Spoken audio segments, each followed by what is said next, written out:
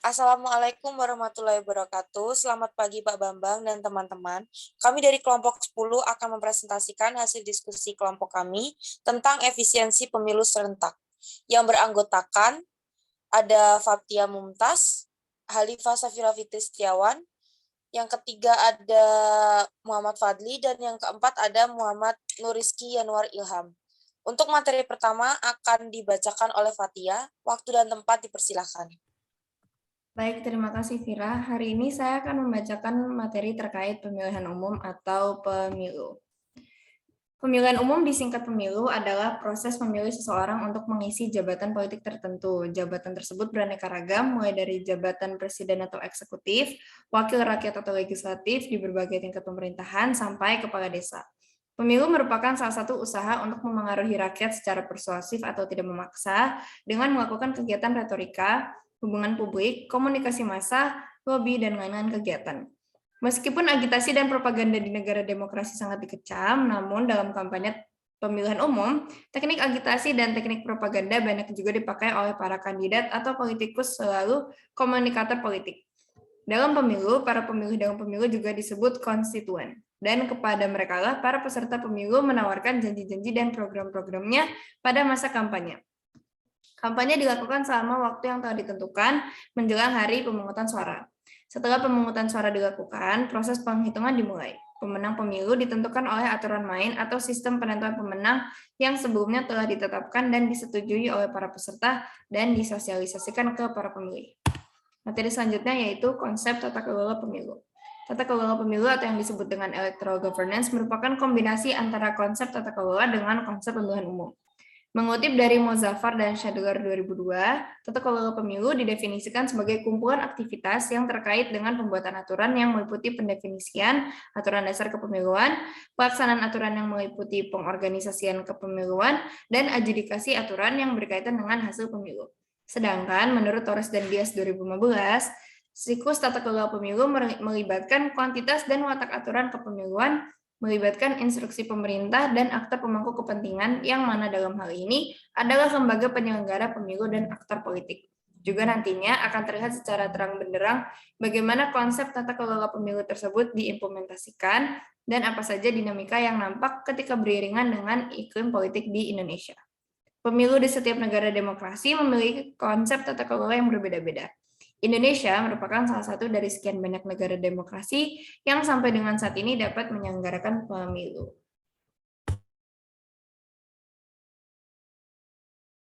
Oke, terima kasih Fathia. Materi selanjutnya akan dibacakan oleh Fai. Waktu dan tempat dipersilakan. Oke, selanjutnya ada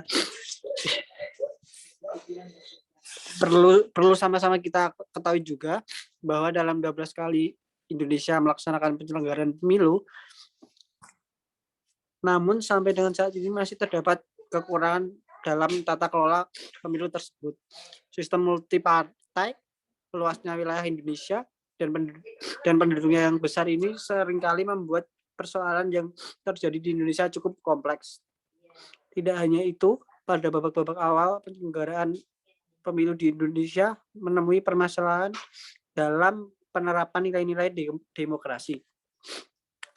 Konsep tata kelola pemilu ini dapat dianalogikan sebagai sebuah fondasi rumah sebelum kita lebih jauh membangunnya.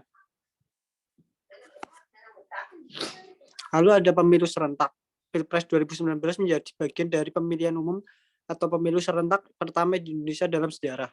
Selain pemilih presiden dan wakil presiden, pemilu 2019 juga menjadi momen bagi rakyat Indonesia untuk memilih anggota DPR, DPD, DPRD provinsi, dan DPRD kabupaten atau kota. Sejarah digelarnya pemilu serentak berawal dari aksi Effendi Ghazali dan koalisi masyarakat untuk pemilu serentak pada 2013. Peraih gelar PhD dalam bidang komunikasi politik dan Radboud Nijmegen University Belanda ini menggugat undang-undang atau UU nomor 42 tahun 2008 tentang Pilpres ke Mahkamah Konstitusi atau MK. penerapan pemilu serentak bisa dilakukan pada 2019. Maka sesuai dengan keputusan MK, pemilu 2019 pun tercatat dalam sejarah sebagai pemilu serentak pertama di Indonesia. Oke, terima kasih Pak I. Materi selanjutnya akan dibacakan oleh Yanuar. Waktu dan tempat dipersilakan. Oke, untuk selanjutnya ada keuntungan dari pemilu serentak. Dalam makalah Dirjen Otonomi Daerah Kementerian Dalam Negeri Juhair Bansyah Johan yang disampaikan dalam diskusi yang digelar fraksi Partai Golkar pada hari Jumat 14 September, disebutkan bahwa salah satu keuntungan pilkada serentak adalah perencanaan pembangunan lebih sinergi antara pusat dan daerah. Lalu rakyat tidak perlu berulang kali ke bilik suara. Juga ada efisiensi biaya dan waktu, tidak banyak tim sukses. Selanjutnya, bila ada sengketa untuk dibatasi waktu jika sengketa melalui pengadilan sehingga tahapan tidak terganggu. Terakhir, pelantikan dapat dilakukan serentak oleh presiden atau menteri dalam negeri dan atau oleh gubernur. Selanjutnya, perencanaan pembangunan lebih teratur baik di pusat maupun di daerah-daerah. Nomor 3, ada rakyat atau masyarakat yang melakukan pemilu tidak harus kembali ke TPS. Yang keempat, dapat menghemat biaya dan waktu bagi masyarakat yang melakukan. Dan yang terakhir, pelantikan dapat dilakukan dengan secara serentak. Kemudian, kelemahan pemilu serentak. Yang pertama, kelemahan dari pemilu serentak adalah kepemimpinan pemerintah daerah banyak yang dipimpin pejabat yang lamanya sampai 2 tahun sehingga kurang efektif. Yang kedua, akses pilkada yang bersamaan mengancam stabilitas nasional. Yang ketiga, pengawasan pilkada relatif cukup sulit dan tidak ada referensi penyelenggaraan pilkada serentak di negara lainnya. Nomor keempat, dana yang diperlukan cukup tinggi untuk melakukan pemilu serentak. Yang kelima, muncul calon tunggal di masing-masing daerah. Yang keenam, banyaknya kampanye ilegal. Nomor selanjutnya ada terjadinya politik uang. Selanjutnya adanya manipulasi dana kampanye dan pemilu. Selanjutnya terjadi suap menyuap. Dan yang terakhir terjadi banyak korupsi. Oke, terima kasih Saudara Yonar Ilham. Dan materi terakhir tentang efisiensi pemilu serentak. Pelaksanaan pemilu baik pemilu legislatif maupun pemilu presiden dan wakil presiden yang selama ini dilakukan terpisah, tidak serentak, dinilai tidak efisien. Selain biayanya yang sangat besar, pelaksanaan pemilu tidak serentak telah menimbulkan kerugian hak konstitusional warga negara sebagai pemilih. Atas dasar itu, pakar komunikasi politik Effendi Ghazali mempersoalkan sejumlah pasal dalam Undang-Undang Nomor 42 Tahun 2008 tentang pemilihan umum presiden dan wakil presiden ke MK. Effendi memohon pengujian pasal 3 ayat 5, pasal 9, pasal 12 ayat 1 dan 2, pasal 14 ayat 2, dan pasal 112 UU Pilpres terkait penyelenggaraan pemilu 2 kali, yakni pemilu legislatif dan pilpres.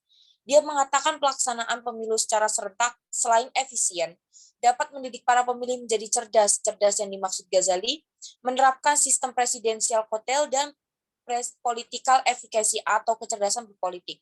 Presidensial kotel setelah memilih calon presiden, pemilih cenderung memilih partai politik atau koalisi partai politik yang mencalonkan presiden yang dipilihnya. Presiden kotel, pemilih memilih presiden sama dengan pilihannya untuk anggota DPR dan DPRD dalam satu partai. Kalau political efficacy, dia bisa memilih anggota legislatif dan memilih presiden yang diusung partai lain. Ini bisa digunakan kalau pemilu legislatif dan presiden dilakukan serentak. Jika pemilu dilakukan serentak, setiap warga negara dapat mengetahui tentang checks and balances.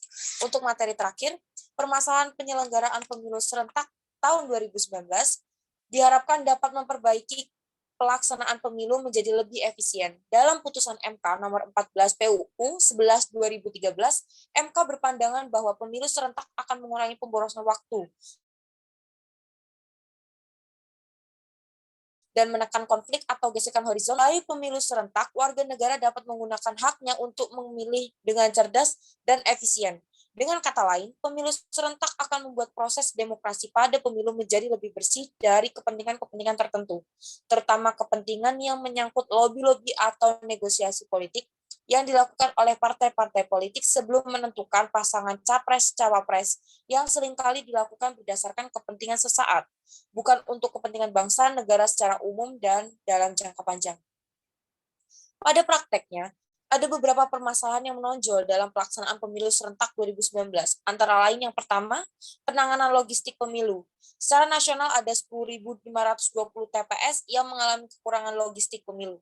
Terjadi pula kasus kotak suara yang diterima KPPS tidak tersegel, yakni terjadi di 6.474 TPS.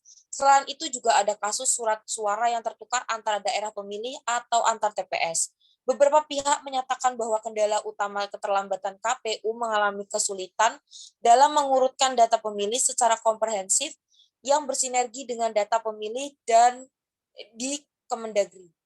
Sehingga masih terjadi kesalahan berupa terdaftar 26 ganda, terdaftar yang sudah meninggal, dan tidak terupdate-nya pemilih yang pindah domisili. Oke, sekian materi yang dapat kami paparkan. Kurang lebihnya mohon maaf. Apabila ada pertanyaan, kami sediakan untuk bertanya di kolom komentar. Terima kasih. Wassalamualaikum warahmatullahi wabarakatuh.